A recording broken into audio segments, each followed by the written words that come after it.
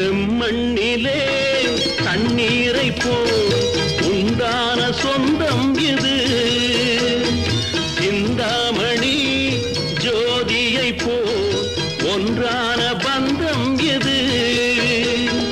தங்கை அல்ல தங்கை அல்ல தாயானவள். கோழி பாடல் நான் பாட பொருளானாள். ஒரு தங்க ரதத்தில் பொன் மஞ்சள் நிலவு, ஒரு தங்க ரதத்தில் பொன் மஞ்சள் நிலவு.